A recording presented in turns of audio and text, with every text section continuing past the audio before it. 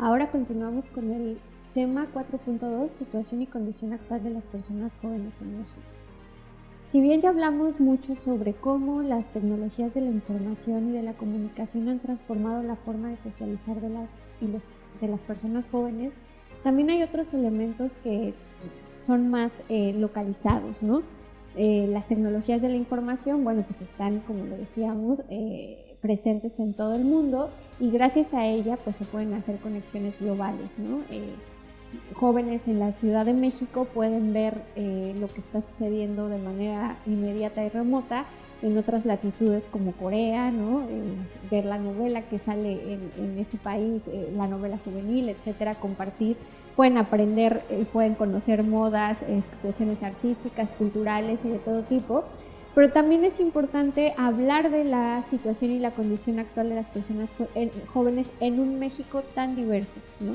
Por eso es fundamental que podamos ir de lo global a lo local, como lo hemos estado platicando.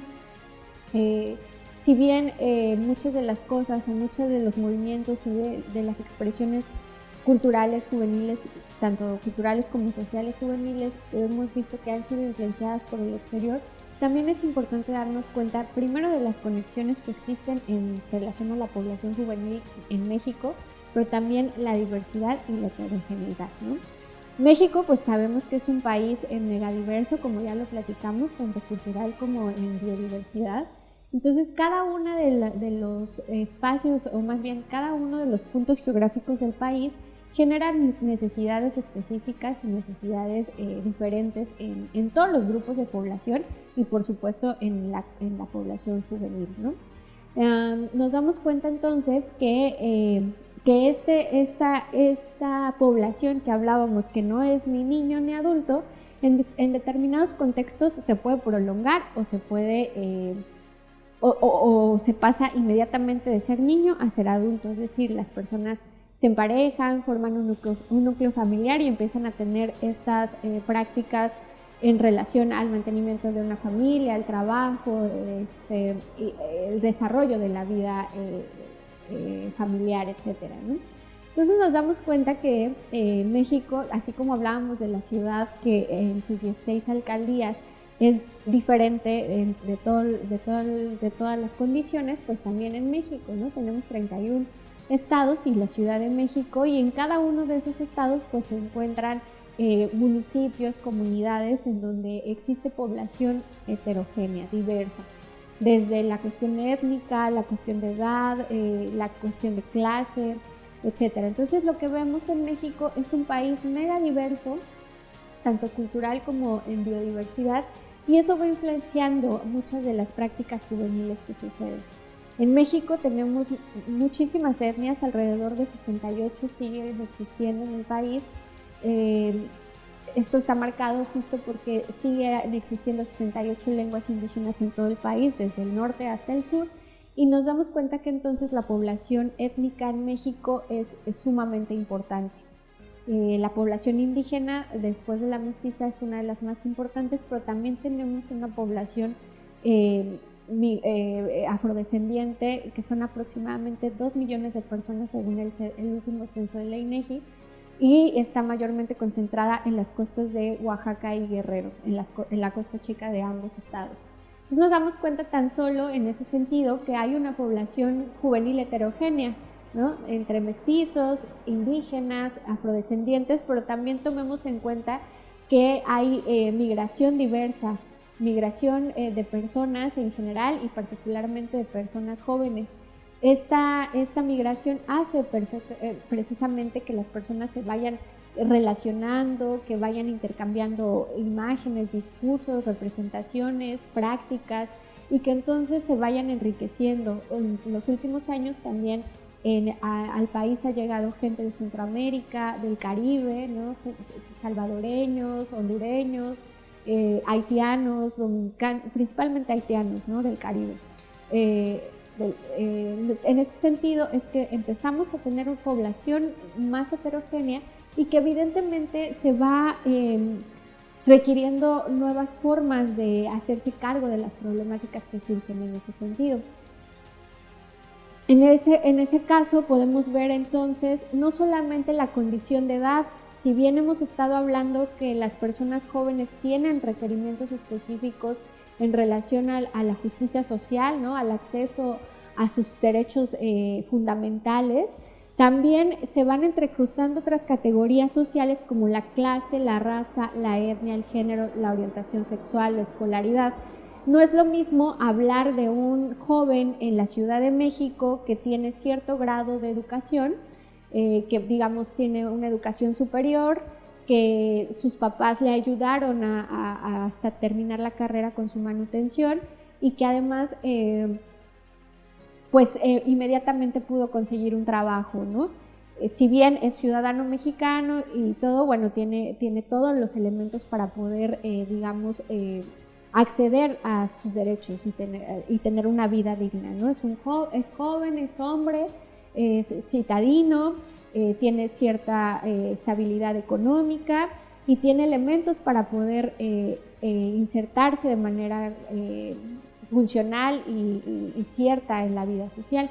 Pero pongamos otro ejemplo, una joven haitiana, ¿no? Mujer, que está considerada como indocumentada, ¿no? Que está en una situación irregular y que además pues tiene todo este riesgo de ser presa de ciertas violencias hacia las mujeres, ¿no? Que viaja sola, que hace una trayectoria migratoria peligrosa porque viene con pocos recursos o sin ningún recurso, tal vez huyendo también de la situación de su propio país, y nos damos cuenta que llegando a la Ciudad de México, ella esperaría que aquí pudiera conseguir un trabajo, que pudiera tener algunos espacios para poder vivir de una manera digna, distinta a la de su país, pero se da cuenta que por su raza, que por lo limita a lo mejor que no habla bien español, ¿no? Que por su color de piel, etcétera, no puede insertarse, al contrario, se encuentra con situaciones de discriminación, de racismo, ¿no? De violencia, etcétera. Entonces, esa persona que está en una situación irregular o que podría pensarse que pues ella se lo buscó por salir de su país, también el Estado mexicano tiene que hacerse cargo de eso, puesto que está dentro de un territorio en donde tendría que, por ser un ser humano, tiene derechos fundamentales y no tendrían por qué transgredir su dignidad humana, ¿no? Entonces, tenemos que tomar en cuenta todo esto, no solo, les digo, la cuestión de edad, sino todas estas categorías sociales que se van entrecruzando, porque entonces nos vamos dando cuenta que las personas jóvenes son sujetos de derecho.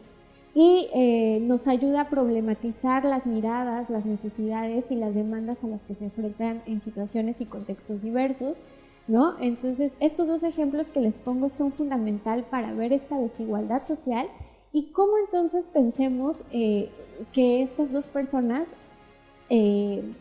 más bien una de ellas, pueda tener acceso a la justicia, ¿no? Entonces, las reformas migratorias son fundamentales para poderle a esta joven que yo les comentaba, ¿no? En el ejemplo que les daba hipotético, en donde tendría que haber una reforma migratoria específicamente que marque a lo mejor alguna obligación del Estado con las personas jóvenes de diferente raza, de diferente etnia, ¿no? Elementos que se le puedan proporcionar por ser una mujer joven, ¿no? Que si pongámosle a esta chica que además de que está migrando, pues trae una personita a su cargo que tiene un hijito, una bebecita, y entonces brindarles un espacio en donde puedan, un refugio, en donde puedan comer, estabilizarse, etcétera, ayuda psicológica. Creo que sería fundamental que pudiéramos ver estos ejemplos para visualizar cómo no solo la edad, sino también otras categorías sociales que se cruzan van colocando a las personas en situación de desigualdad y de injusticia, ¿no? Y entonces, ¿cómo podríamos, a través de convenciones, leyes, acciones, prácticas, transformar esa situación? En el caso en otros problemas, digamos, que se van presentando, aquí ya vimos dos ejemplos contundentes, ¿no? De un hombre blanco, que estudia, que así como estudia, inmediatamente se inserta en el ámbito laboral. Tenemos la otra problemática de la joven, ¿no?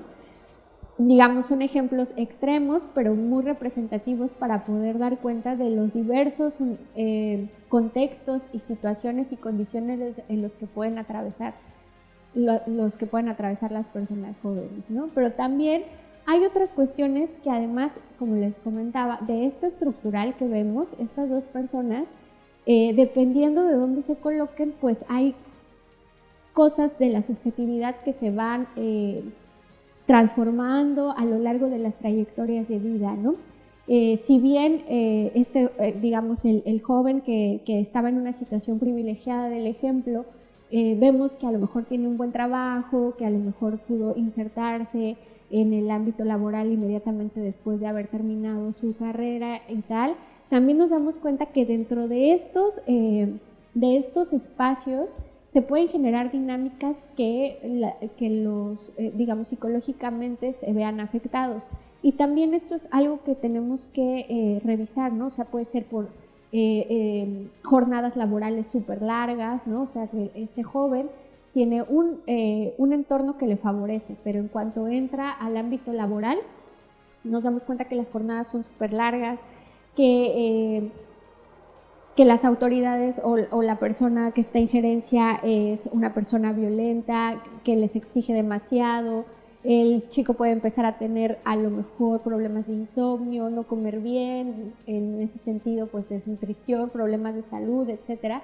Y entonces nos vamos dando cuenta que estas problemáticas, si bien este chico había resuelto hasta ese momento, también hay otra vertiente que tiene que ver con la cuestión emocional y mental y psicológica, ¿no?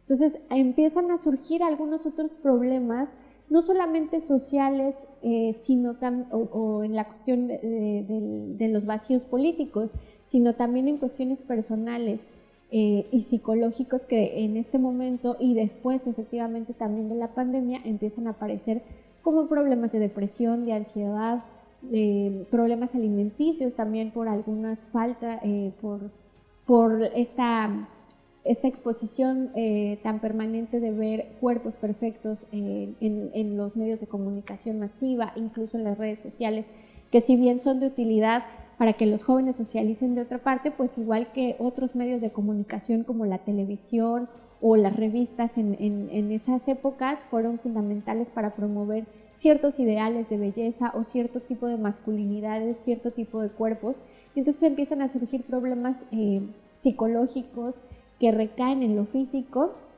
pero también es importante atenderlos, ¿no? Es importante atenderlos y es fundamental también hacer un llamado al Estado mexicano respecto a la salud mental de los problemas de los jóvenes, ¿no?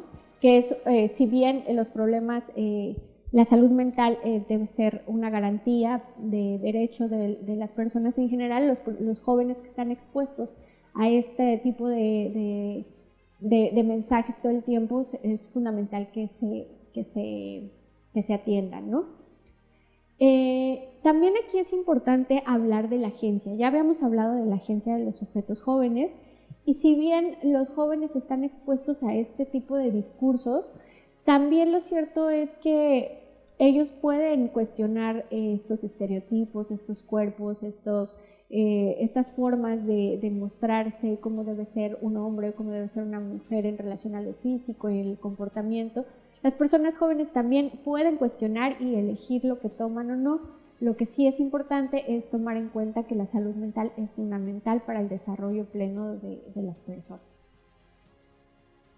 En ese sentido, pues se enfrentan a presiones sociales muy fuertes por parte de la familia, de los amigos, de las personas que los rodean, ¿no? Entonces, la presión social para las personas jóvenes resulta pues un problema, ya que están en constante espejeo con sus personas referentes, ¿no? Es decir, si su papá espera algo de esa persona, pues será mucho mayor el conflicto que cause al interior, ¿no? Entonces, hay algunas soluciones, ¿no? Que es trabajar desde el cuestionamiento, ¿no? Desde esta capacidad de agencia, como lo venimos platicando, y que nos demos cuenta de que hay una infinidad y una pluralidad de pensamiento que permite entonces cuestionar, reflexionar y transformar la forma en la que se está dicho que se es joven o lo que se requiere de esta población. Entonces necesitamos ver de manera compleja a la persona, ¿no? Muchas veces escuchamos hablar de cierta parte de la vida, ¿no? Estábamos hablando de lo político, luego estábamos hablando de lo social, de lo político, pero es importante darnos cuenta que los seres humanos somos seres biopsicosociales, ¿no? Es decir, tenemos un cuerpo orgánico que nos mantiene, al que le tenemos que alimentar, le tenemos que proveer de cuidado, de elementos que lo mantengan vivo, pero también somos seres sociales, en donde nos damos cuenta que nos agrupamos, hacemos relaciones, vamos teniendo demandas específicas, pero también tenemos una psique, y esa psique se ve, más que decir afectada, en ella se reflejan todas las cuestiones que vamos adquiriendo desde que nacemos en el proceso de socialización, y vamos dándonos cuenta de que somos diversos y que esa diversidad es lo que enriquece, más allá de querer posicionarnos en uno o en otro estereotipo, poder darnos cuenta de la capacidad que tenemos de ser distintos y de proponer, por lo tanto, miradas y formas de ser distintas. Asimismo, nos damos cuenta de que las y los jóvenes en el presente pueden ver este continuum de ser un ser biopsicosocial, ¿no? En donde no solo vemos las demandas sociales o no solo vemos la cuestión social, sino también vamos viendo que hay necesidades que resolver más amplias, ¿no? En donde se van enriqueciendo y van apareciendo algunas nuevas formas de estar cuestionando la violencia, por ejemplo, la violencia en la familia, las formas de emparejarse, pero también esta nula oportunidad de insertarse en el empleo, pues va haciendo que haya un pensamiento a futuro sobre el ahorro, la inversión, el emprendimiento, ¿no? Pero también hay personas jóvenes que dicen, no, pues ese dinero mejor me lo gasto en ese momento porque quiero viajar, quiero conocer, y eso es fundamental para enriquecer las miradas y la forma de posicionarse en el mundo, ¿no? El viajar, el conocer, el ver otras formas de vida, pues también enriquece la mirada del joven y lo comparte con sus pares, con sus grupos familiares, con sus amigos, amigas, etcétera. Entonces vamos viendo que hay una necesidad de expandir la mirada, no solo en esta línea, en esta forma lineal en la que estaba considerado que era el ciclo de vida de nacer, crecer, ir a la escuela a lo mejor, y si no ir a la escuela, bueno, a lo mejor aprender un oficio y luego casarse, tener hijos, ¿no? Sino se van ampliando las diversas formas de ser joven en el mundo, ¿no? Aquí hablamos de ahorro, de inversión en contextos como, digamos, urbanos, en ciudades, pero también vemos como jóvenes en otros espacios, como lo hemos platicado, como México es súper diverso, vemos jóvenes con proyectos productivos, de una economía comunitaria, de autonomía, ¿no? Proyectos productivos de jóvenes que a lo mejor heredan la producción de sus padres respecto al café, al cacao, y van transformando todo esto para también beneficio de sus comunidades.